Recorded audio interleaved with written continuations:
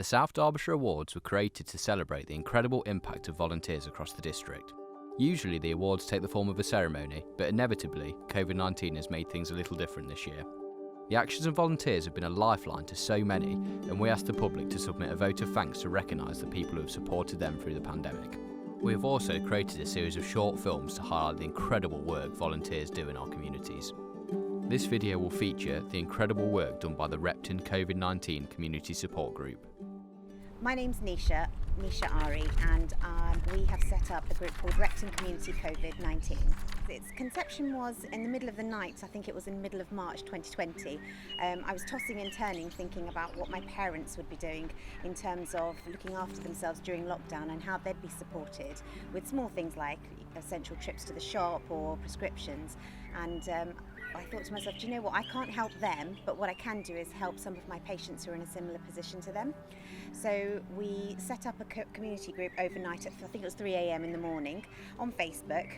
Monday morning I came in and joined forces with Melissa and Mary. Well, Nisha called really to say, I think we ought to do something, and happened to call me and say, would I get involved? And then I've been involved all the way through, just because it was such a good mission. And sort of thinking through, well, actually, if we go into lockdown and there's lots of people potentially who could be, really ill, we need to have like a local support. And part of it came from thinking about my parents, not just the sort of the older people, but it's, it was looking at, everybody, if you had young children and you were ill, who would help out with your children, and perhaps if you didn't have support. And we just felt like we needed a support network. Repton as a village historically is really well supported. When it came to COVID, we found that a lot of these volunteers that already supported the village were themselves isolating. We thought we were going to get maybe 10-15 volunteers. It ended up that in 36 hours we managed to get over 120 volunteers to help us. So everybody had somebody to call on if they needed it. We didn't know what it was going to look like and how it was going to pan out, but we just knew we needed a support network.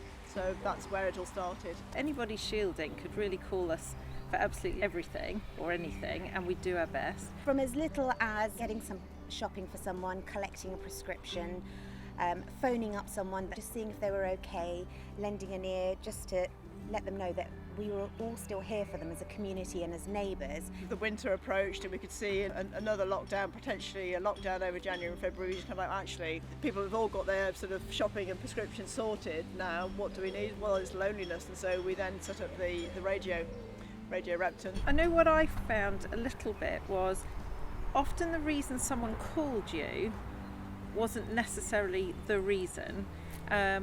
Actually realised that it was more about just having a chat, just seeing somebody. So we ended up, I think, doing a little bit more of the kind of social things than we probably anticipated, but were useful. So what's been the most rewarding part about being part of the group? I've had a lot of time to think about this question, and I think the answer is just to know that there was no one in the village that was left alone.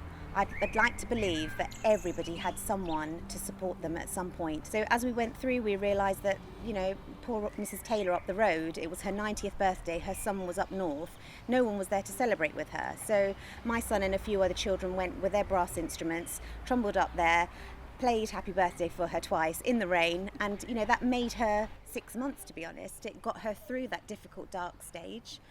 When you hear stories of, there was one volunteer who I spoke to who had early on in the first lockdown, had a lady on the phone in tears saying, thank you so much for posting a note through a door. My husband and I are shielding, we had no idea how we were going to cope. And you've just provided a lifeline to us. And it's stories like that kind of, actually you think, that's what you do it for, isn't it? But sometimes just even the smallest actions, the prescription they were worried about, or the phone call once a week, the feedback that you get from people on what a lifeline that was and how it gave them purpose. So I've spoken to, one old lady who just said, I wouldn't have been out and walked every day if I hadn't wanted to get to the end of this and see people again, and I wanted to meet the volunteers that had supported me, and that kept me going. And you just think, that's priceless. So what would you like to say to all the people that help volunteer in the group? I'd just like to say that the steering group stood on your shoulders. You've been absolutely amazing. Without you, the true heroes, we would not have been able to establish this group. We would not have been able to maintain this group for a happy, safe environment for our parishioners. And we're just forever grateful. So thank you very, very much. I think the first thing's a big thank you, and I think the second is, volunteers don't always get thank yous, by the way, and I think the second thing would be find a space for volunteering in your life, even if it's only small.